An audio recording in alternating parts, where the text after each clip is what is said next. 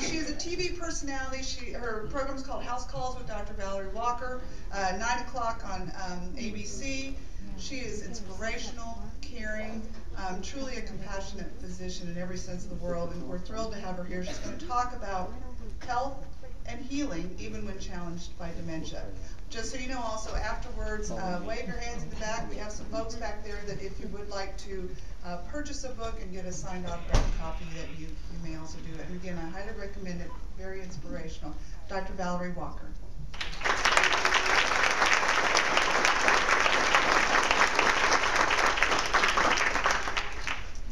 Well, good afternoon to everybody. It is such a pleasure to be here with you all this afternoon. It was so funny when they asked me to do this. My mind went back to once in Georgia. I'm from a little town in Georgia called McIntyre, Georgia. It's only 300 people there, 299 since I left, because I think that I am the only one that has ever left there. But in McIntyre, it's so small, we call it Jump Off Georgia. When the bus slows down, you jump off. So that's how it comes out. So very, very humble beginnings, but God bless me, and I hope you all don't mind that I love the Lord. And if you do mind, just bear with me just for a little while. Blessed me to go to Temple University in Philadelphia. And it was so funny when I first got up there, we were trained down south to speak to everybody. So I'm walking from the bus stop in Philadelphia, and everybody I saw, I'm going, "Good morning!" And people were just grabbing their little purses and running off. So I didn't understand at the time what was going on, and I found out later that in big cities like that, it's like this cultural disconnect. You just don't go from a country bumpkin in Georgia, living down a little dirt road with the chickens in the yard, to Philadelphia just speaking to everybody that you saw. So he blessed me with this wonderful education, was back in St. Louis to share it with you all. I love to do speeches. I love to give tours. People ask me all the time, I said, how do you get a talk show? I said, what do I do all the time? And they go, talk. I said, well, then that's the answer. So we're here today because I'm going to go over some things with you. I promise I will not keep you long, because I'll be in the back to answer any questions, etc., that you may have. But we're here for several reasons. One of the reasons is the Alzheimer's Association is such a wonderful association. Can we give them a round of applause?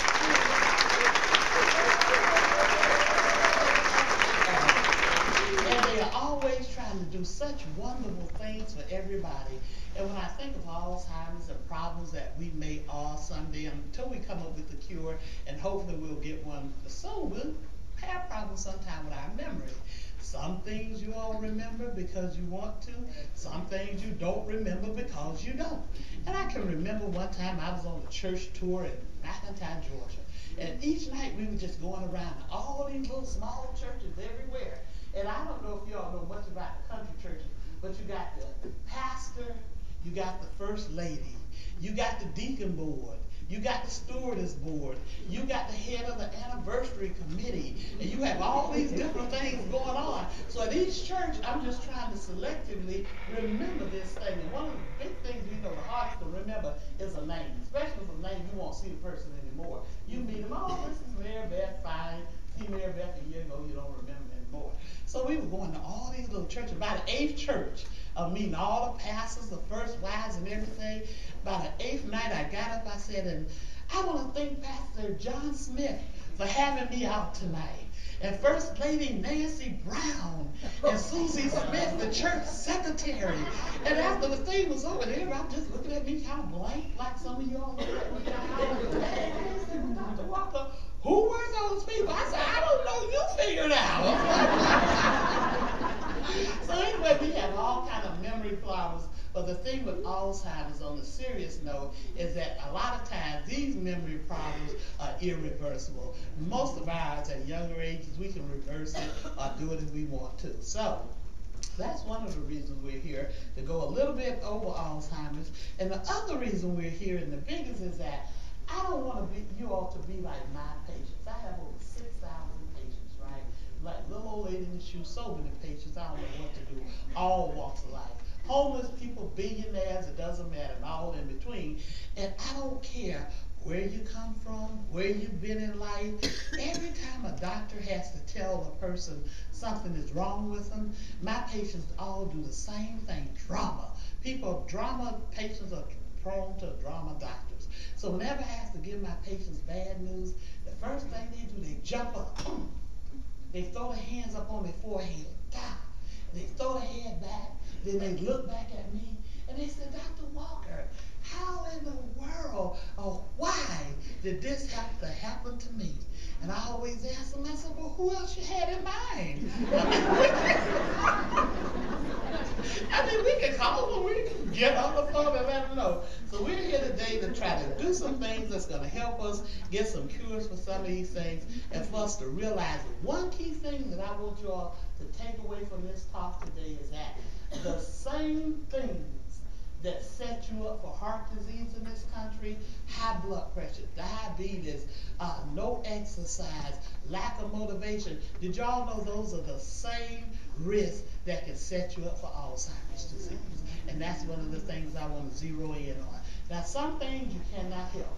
One chapter I got in my book called, the very first chapter, is that you cannot run away from the DNA.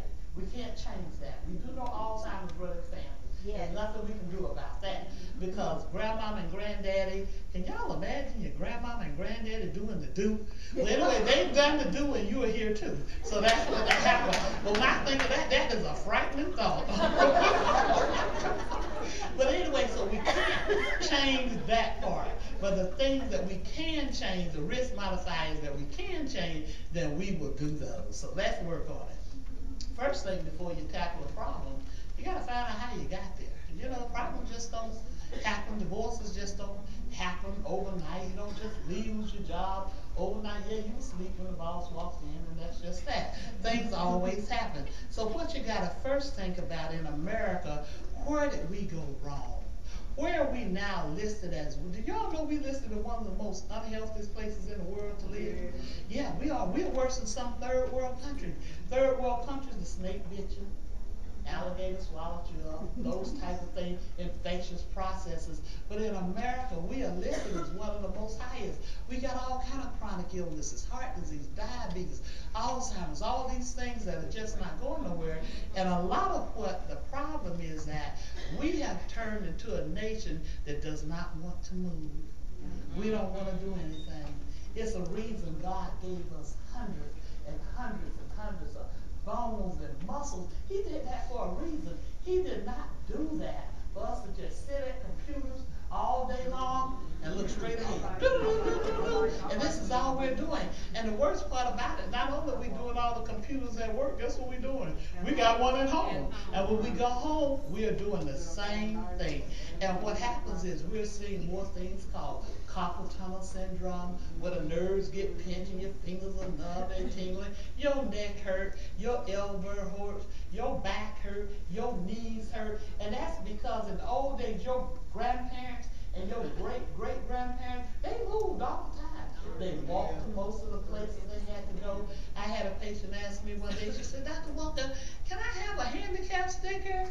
I said, let's talk about it. She said, that's fine. I said, why do you need a handicap sticker? She said, I'm predicting in about 10 years when I park in front of Snooks, I may not be able to make it in there, so I just be proactive and have my little sticker just hanging up there right now. And I'm going, no, we just don't do it like that. We have turned into a nation that doesn't want to move. That's not good. All of your grandparents moved. They had farms, they moved, they moved, they moved, they moved. We don't want to move, and that's one of the biggest things that's facing us now. We're turning into a nation of inactivity. We don't want to move. And what it's doing is spilling on off to our children. Because guess who got the little lazy set of kids out right now? These kids. The only thing they're doing right now is these things texting. And we're seeing so much tendonitis and arthritis in children's hands because all they want to do is text all day long. And parents and grandparents, if you think your little kids, little Johnny and little Susie Beth is in the bed sleep at night, go in there one night and snatch the cover off. You're going to let you sleep under that texting. They text all night long. And then when you try to get them up to go to school, they all comatose and can't move. They've been up all night texting. So we have turned into a nation that, one, we're not moving. The children are not moving. I grew up in the country, right? My grandmother, I'm very tall, my grandmother was short, but she didn't play. She was about 5'2", and she was the law. And I mean, what she said would go. And she would just tell us to, you had to go outside and you had to play. And we had to go out and play. I told my daughter one time that she needed to go out and play, and she told me, I can't go, there are bugs out there. I said, bugs, God put the bugs here, they're not going anywhere anytime soon. So I just think you go out there and play. Most children, when was the last time? I would invite anybody in here to tell me, when was the last time you went somewhere and saw some little kids hula hooping? Y'all remember the hula hoop? Most people don't remember. When the last time you saw kids playing jackstones? They don't even know how to do any of these things. In fact, the research getting a little scary, because they say now we're raising children that have never even seen a butterfly, never ran outside and caught one, because one, we're staying indoors and we're not doing any activities that can make these children move. I had a grandparent call me one time. She said, you need to see my granddaughter, Dr. Walker. She's 8 years old and she's tired and she don't want to do anything. I said, bring her to the office. Let's see what's going on. Drew her sugar. Her blood sugar was over 800. And she was an 8-year-old. And we have two types of diabetes, juvenile and type 2. In my day in medical school, I'm not going to tell you how long ago that was. You may try to keep my age, and we don't do that. My mother said, a woman tell age or tell anything.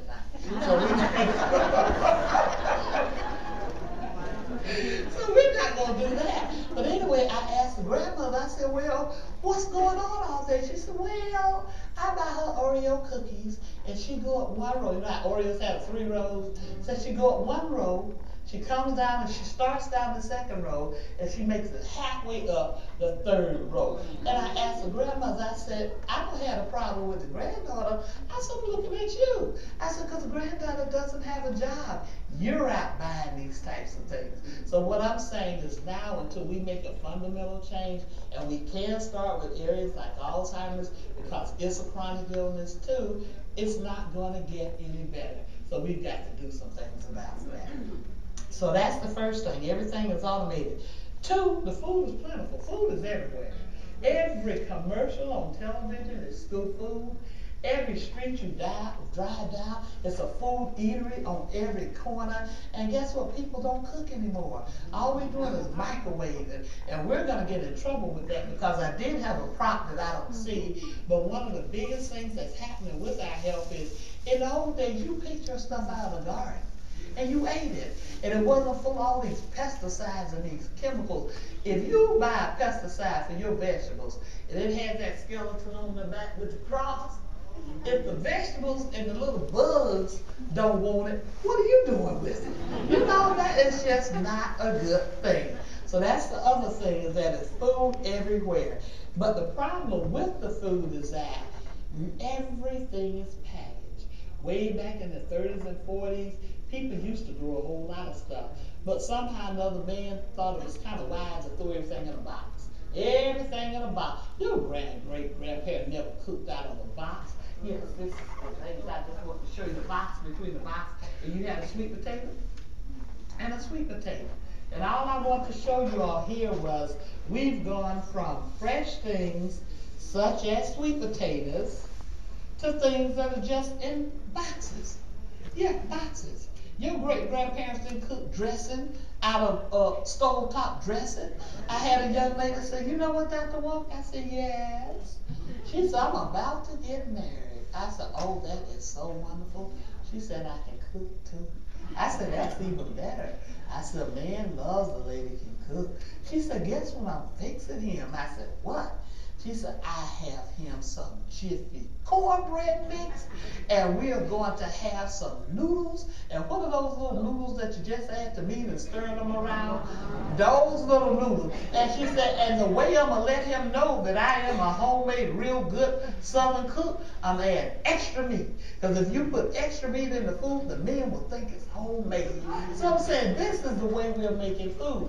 Back in my day, when my grandmother cooked dressing, she cooked real pots of cornbread. She used the drippings, the onions, everything. Every thing now is packaged, and packaged goods are just not good for us. And I think years and years from now, we're going to find out that this is one of the things that hurt us when we switched over from this fresh things that we grow to everything in a box. Yeah, we made millions and billions and billions off of processed food, but let me tell you something about life. You're going to pay one way or other. You're going to pay. I don't care when people say it's free and it's better. No, it's not. You're going to pay. And the way we're paying is in our health. They are now predicting that in the next 20 years, everybody in this country is going to be diabetic. Isn't that something? Because we eat all this packaged food, we're microwaving it, it's quick, and we've gotten away from just growing our food and just eating it. So that's one of the biggest problems that we're seeing here today. Another problem that we're seeing is that all of our leisure is automated. Used to be baseball teams on Saturday, basketball teams on Saturday, shuffleboard. Some of the older people remember when you played shuffleboard. We have just turned into a nation where we don't want to move, period. I mean, we resist moving at all costs, and that's simply just not a good thing. The human body was made to move. God gave us all range of motion over your head, fingers, legs, everything can move. If all we doing is just sitting at the computer doing this. I had a girl sit at the computer so long one day, she had a massive seizure. Because she was just staring straight ahead, trying to get a report done, and she never moved, and she sees just sitting there. So we've got to get away back from a lot of the technology and back into what God put us here, was one, really to serve Him, and to two, exercise and eat better and be better to our people. And I think a lot of this food that we eat has a lot to do with all this aggression we see. Have y'all noticed people are angry and mean lately? Am I the only one noticed that? People are grumpy. I mean, you go in the grocery store and shop, they kind of throw your money down and you be going, thank you, and they go, and you say to yourself, what does mean? We don't have a lot of all that familiarity and niceness that we had years and years ago. And there again, I think it's because of all the things that we're eating. And our leisure is just absolutely leisureless. And nothing we do exert ourselves when we play. Most things that we play now, all we do is push a button. We don't get up, we don't move, we don't run, we don't jump, we don't leap, we don't even play little jack songs or marbles. I know when I was growing up, we played marbles all the time. Now, I wasn't a good person to play with because I'm a sore loser. So if you beat me at marbles, guess what I did? I took my marbles and I went home. And that's the way. It just was not a good thing. So the problems that we're having is, one, we're not moving anymore. Everybody's on computers. We're not growing food anymore. Everything is in packages. But along with the packaged food come chemicals that go in the food. Like, did y'all know a can of string beans can sit on the shelf for 5 years? Who want to eat a string bean cake 5 years ago? You know, that is just not good. This is the type of diet that we're eating, and it's all loaded with salt. And we wonder why we have so much high blood pressure, why we have so many strokes, so much heart disease and all. It's all packaged in that food that we eat. So that's not good either. So in order to bring our mind into submission, and I'm going to tell you the way we're going to treat some of this, I need all of y'all, since I talked about you don't move at all, I need all of y'all to stand up right now. Yes, let's move a little bit. Let's move a little bit. All right. And what we are going to do now, everybody's going to run. And one thing I want you all to do after this talk is over, I want y'all to do this every morning you get up. I want you to